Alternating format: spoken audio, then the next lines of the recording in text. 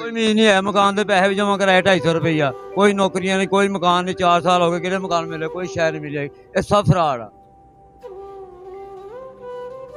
बहुत औखे गुजारा करते पे, बहुत औखे गुजारा करते पे, घर लड़ाइयां पईयां, झगड़े पे, कोई बीवी लड़ रही, बच्चे लड़ रहे, पैसे ना दो तभी लड़ाई, दे दो तभी लड़ाई। स्पेशल पाकिस्तान की वीडियोस देखने के लिए हमारे चैनल को सब्सक्राइब कीजिए, बेल बटन को क्लिक कीजिए ताकि हमारी हर आने वाली नई वीडियो से आप रह सकें बाखबर। अस्सलाम वालेकुम। वालेकुम सलाम। अंकल जी क्या नाम है? माजिद अली जी। माजिद भाई की कहोगे, माशाल्लाह कितने साल तो इतने साग दे स्टाल दे काम कर रहे काफ़ी देर तो होती है इस साल के काम कर रहे हैं हम, कोई भी ऐसा मसला नहीं है, अपनी मेहनत कर रहे हैं, मजदूरी कर रहे हैं, में कोई मिला नहीं है। हो? आई दे विच गुजारा हो जाता साग दे? अल्लाह का शुक्र है जी, गुजारा तो हो जाता फर्स्ट क्लास, अल्लाह की बड़ी रहमत है भाजी, अल्लाह का बड़ा आसान है। अच्छा अंकल जी कितने साल तो इत्थे काम कर रहे इतने 10-12 साल हो गए जी। हो?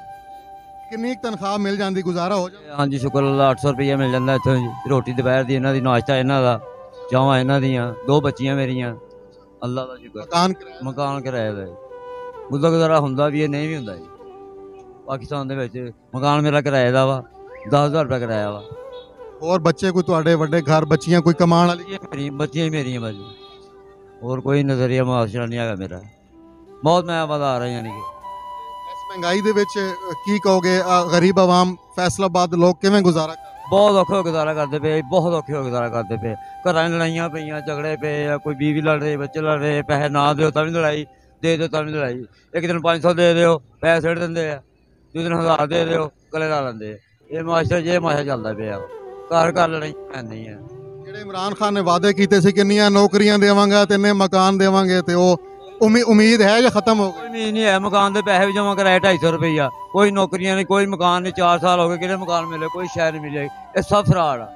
कि और 180 रुपये किलो सीगा, कि और 370 रुपये किलो है, आदि यानी कि अगे नहीं ज्यादा बेरोजगारी आ गई, मुल्क आ गई। ਫਿਰ ਮੀਆਂ ਸਾਹਿਬ अगर ਉਹਨਾਂ ਤੋਂ ਉਮੀਦ है कि अगर वो आएंगे दोबारा ठीक हो मियां साहब बिल्कुल ठीक चलते पे, बिल्कुल यानी कोई ऐसी प्रॉब्लम नहीं है, लेकिन ये तो माशरा खराब हो गया, बिल्कुल हो गई, लड़ाइयाँ झगड़े कटाई, बहुत काम खराब हो रहा है, बहुत ज़्यादा। जाएगा? बहुत